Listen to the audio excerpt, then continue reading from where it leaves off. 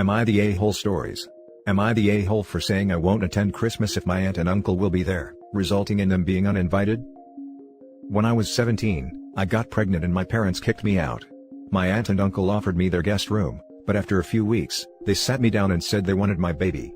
I then got a guilt trip of pro-life propaganda, mixed with telling me I couldn't take care of a kid, and that they let me live with them for free, and basically said that I should give them my kid because of all this. I said yes, because I was worried they'd kick me out if I said no. I sat my A-levels, and when my student loan came through, I just left and went to my chosen university, a few hours away. I was about 7 months pregnant at the time. I tried to talk to them about it, but they wouldn't listen, so I wrote them a letter instead. By the time I arrived, I had a ton of messages from them, upset with / mad at me for how I handled things. I got a job, gave birth, and ended up delaying university, but I ultimately got my degree, and my daughter and I came out the other side of it.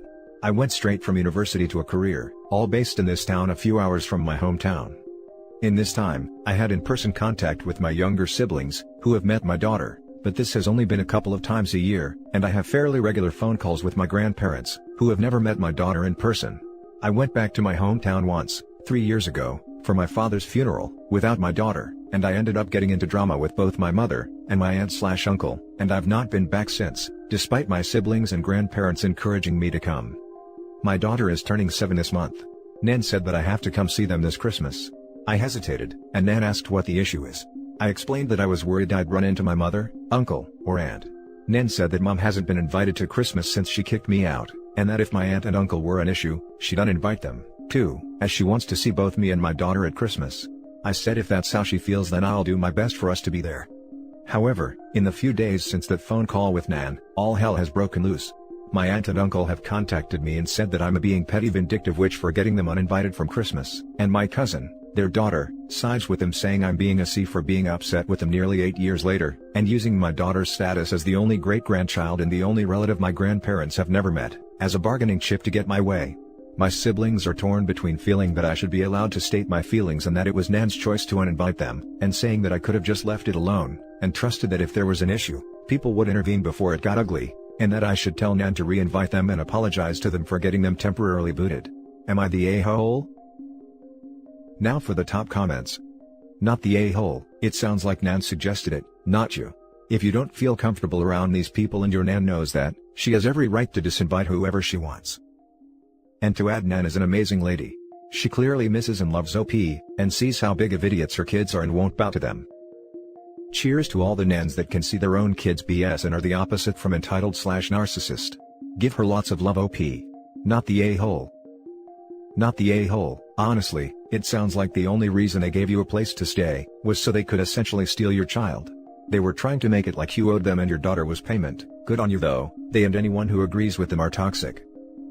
They did basically say, that was their motivation for taking me in, and heavily implied that if I terminated/adopted her out to other people, I'd have to find somewhere else to live. Not the a-hole. Your aunt and uncle made their choice to be ugly, these are the consequences.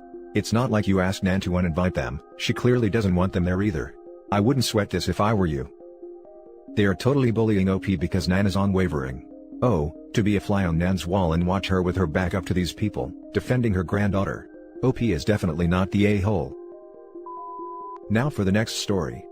Am I the a-hole for telling my mom that I won't spend Christmas with her if my brother is involved? Okay, I know it looks bad but please just hear me out. I'll start by saying I absolutely hate my brother. He is a person that thinks the world owes him stuff. He will lie and steal from everyone, including his family. My mom is the type that says forgive and forget.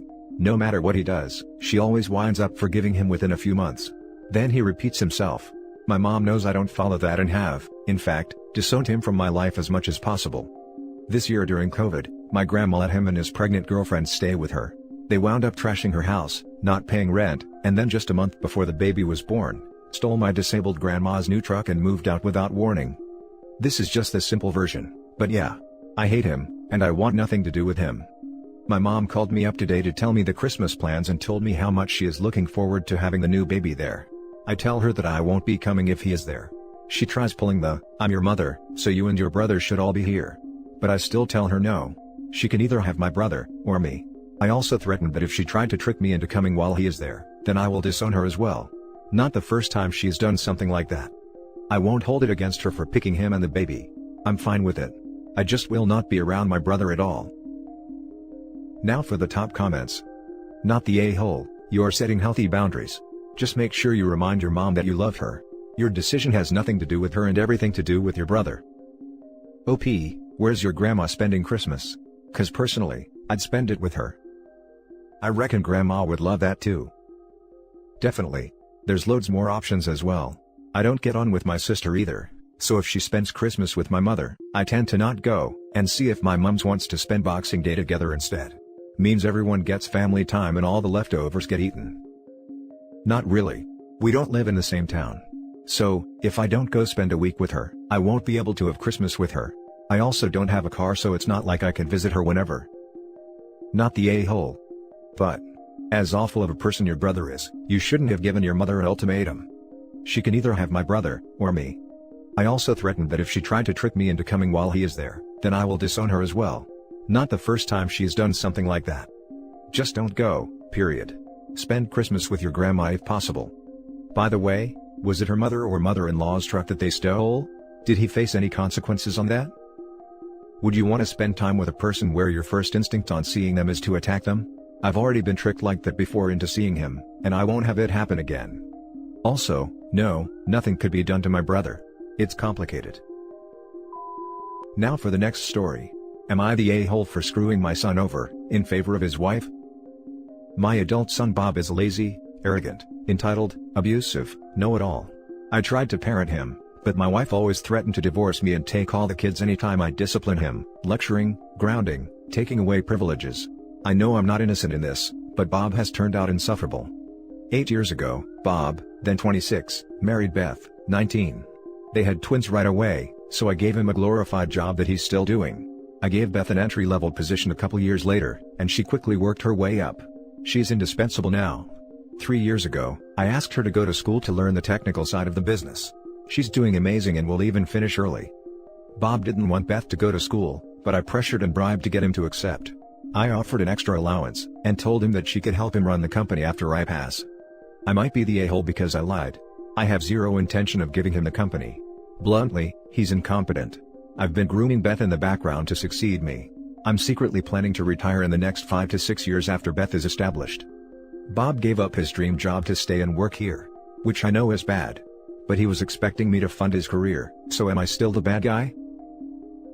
Now for the top comments. Not the a-hole. Bob sounds painful. The wife should kick him to the curb and run the company herself, lol. If I'm honest, I don't think their marriage will survive if she accepts. But my grandkids will be better off if she's running the company. Good. Nothing worse than a parasite in the family business. Does she know you'd have her back if she leaves your son? It might well be the only reason she's still with him. She might think it could put her career and stability of her kids in jeopardy. She doesn't like to talk about her marriage and I haven't pushed. I should tell her that if she leaves, she'd have an apartment for her and the kids. It's where my other daughters stayed growing up. Not the a-hole. Bob is a controlling leech. It's almost fitting that he gave up his dream job, which has been, where for the last 8 years, after trying to hold her own career back. Make sure Beth herself knows everything well in advance, and is going to have time to plan and figure out how to handle this. Edit, to answer a couple of questions. 1. Bob wanted to be a music producer. 2. I haven't directly told Beth that I will support her if she leaves, but you'll have convinced me I should. 3. Yes, I've talked to a lawyer. A whole team of them. Legally, he's entitled to nothing. If he fights it, my lawyers are better than his mother's lawyers. Now for the last story. Am I the a-hole for telling my grandparents not to bother visiting me and my baby, after they have ignored me for the last 28 years? I am the first grandchild of my grandparents. They have always lived in a different state to me, and I've met them a handful of times. They have never really made an effort to be involved in my life. I've never received as much as a card from them. I've never asked for anything and I don't expect anything. I'm not sure why they haven't been involved in my life, but I'm 28 now and I don't care about it. When I became pregnant earlier in the year, my dad said I should call and tell them. So I did, because I love my dad, and I thought it would be nice. But I wish that I hadn't. During the phone call, she said word for word, "Sorry, I haven't been in touch, you know how things are." Well, no, I don't actually, but yeah, thanks for ignoring me for 28 years. When my son was born, and I announced it, I got a message from my grandmother. It said congratulations etc. She complained about her hip and said they would come and visit, as soon as possible. I basically grey-rocked her, and said that it wasn't necessary. If they were to visit, I would prefer it to be sometime next year, as I'm trying to establish a routine with my baby. And of course, pandemic. She didn't reply to me, and then on my birthday last week, she sent me another message saying they were coming in January, and to hug the baby for us. Now I understand that they're excited, but I don't appreciate people who have had literally nothing to do with me expecting to now have a part in my life, simply because I've had a baby.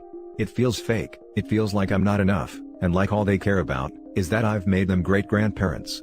And quite frankly, I don't care much about them. I had a really rough upbringing and they know that. They never checked on me or asked me if I was okay or needed anything.